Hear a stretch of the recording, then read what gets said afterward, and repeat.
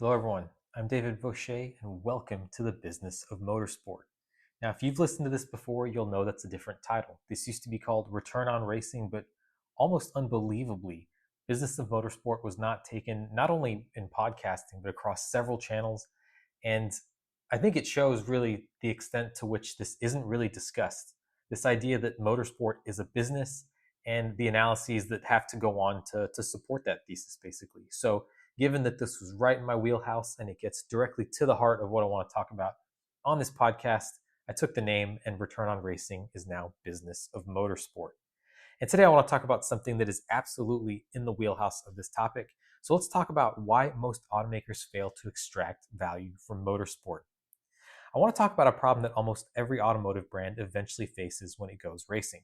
At some point, usually after a few seasons, someone in the boardroom asks a very simple question: how can we leverage our motorsport program better? And that's actually in the best case, because often it's, why do we need motorsport at all? And we've unfortunately, and I'm saying this as a fan now, seen examples such as Porsche leaving the WEC and Alpine also exiting from the WEC as examples of this reflex, which is to say, why are we doing motorsport? So in the best case, the question would be, how can we leverage our motorsport program better? On the surface, that sounds like a straightforward marketing problem. Maybe the brand just needs more social media, more hospitality, or more content around race weekends. But in reality, the issue is almost never marketing. Actually, most automakers just don't have a motorsport ROI problem. That's not really the issue at play. What they actually have is a motorsport integration problem. What typically happens in these dynamics is this: the race team performs on one side of the organization, while the rest of the company, marketing, product, engineering, retail, and finance, operates somewhere else entirely. So value is created at the track, and that's regardless of whether wins are accumulated. That's an important point. But all of that value gets lost before it ever reaches the customer. And let's not forget, racing is about passion, but companies go racing because there is money to be made. And if the value isn't being translated from the track to the customer, that's a problem. And that's why so many manufacturers go through the same cycle. They enter racing with enthusiasm, they then struggle to justify the investment, and they eventually leave. And that's not because racing can't create value, again, but because the company never built the systems up front to capture that value. So before discussing how to leverage motorsport better, it's useful to run a quick diagnostic, and I call this the Motorsport ROI Acid Test. This consists of 5 simple questions. First, if you, as the head of an automotive brand participating in racing, called 5 dealerships today, could their sales staff tell you which racing series your brand competes in? Second question, could they clearly explain how your race cars influence your road cars? Third question, could the motorsport director immediately name 3 business KPIs that the racing program improves? Fourth question, if you surveyed customers, would they associate your racing activity with a specific product capability or performance attribute? And finally, if the company stopped racing tomorrow, could leadership clearly explain what would be lost?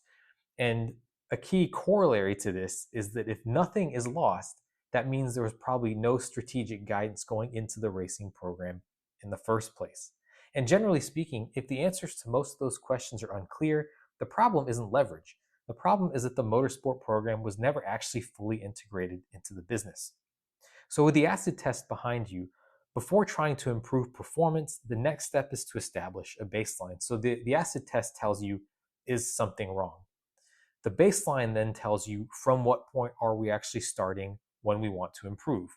So leadership needs to document where the program currently stands: brand perception, dealer engagement, customer activity, partner value, technology storytelling, and internal alignment. The idea is to organize all of the metrics that constitute what a successful program looks like, identify which ones are being tracked and say where they start, and identify, almost more importantly, which ones are not being tracked.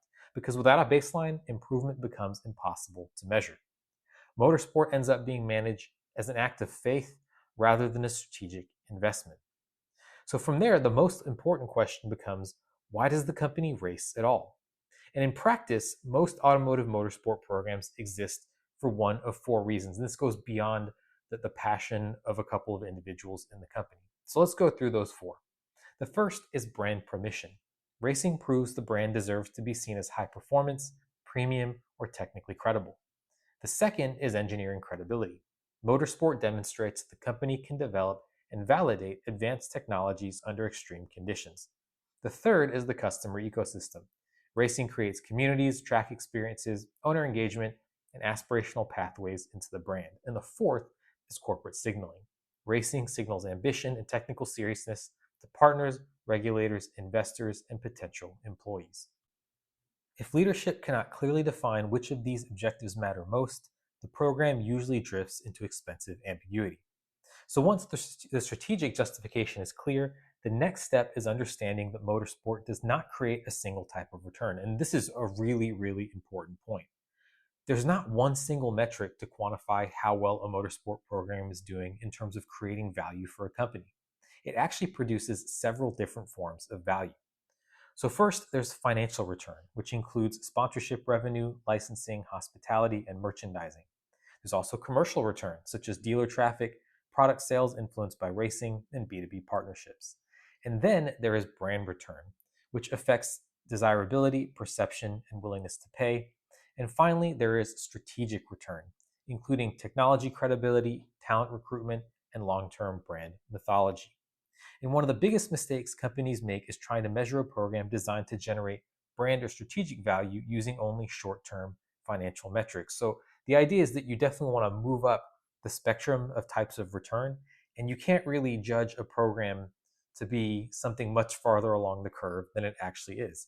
That framing almost guarantees the program will eventually be judged a failure. So a better way to think about motorsport, in light of this point that there's not one type of ROI, is as a value stack. At the base is strategy, which defines why the company races in the first place, and this is crucial because it sets the tone for everything else. Above that, we're getting more tangible now, is the platform layer, where motorsport generates assets, content, fan communities, infrastructure, and brand mythology. Above that is technology, where racing knowledge influences engineering, product development, and technical storytelling. And finally, there are the two layers that are most visible to the market: activation and monetization. Activation is where the racing program connects to the real world, and this is so crucial for delivering value to the parent company. Race weekends used as product showcases, dealerships hosting viewing events, race cars appearing in showrooms, and product launches tied to racing moments are just some examples. And if you can't think of any real world instances of these happening, that should tell you something about the degree to which motorsport is leveraged, or perhaps I should say under leveraged, by companies that go racing. Going back to the stack, monetization captures the value created through sponsorship, licensing, hospitality experiences, and customer racing. So most companies operate in only one or two of these layers, but the strongest motorsport brands, whether they know it or not, operate across all of them. And that's why their programs don't feel like marketing expenses. They just feel like part of the brand's identity. I can give you two examples here. Ferrari is going to be the most well known, but Toyota, since the CEO declared in 2017 that the company would make no more boring cars, has really made it a point to integrate motorsport into the brand and make it part of the DNA. Toyota is part of almost any racing series you can think of, from V8 supercars to rally to endurance racing. And it looks like they're making a step back into F1. So those two examples are great instances of companies really operating across the value stack. There's one final point worth emphasizing.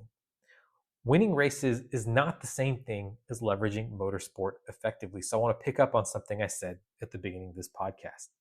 Victory absolutely helps. I can't argue that. It amplifies prestige, media attention, and internal morale.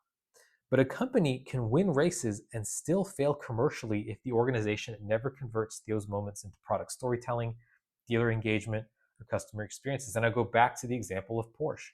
The 963 did well in the last season of the WEC.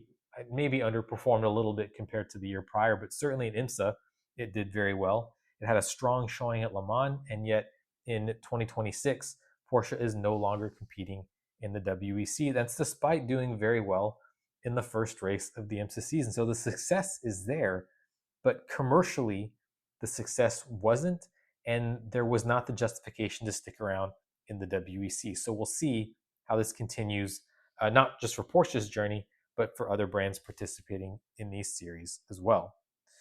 Conversely, a brand with modest on-track performance can still extract enormous value potentially if the system around the racing program is designed properly.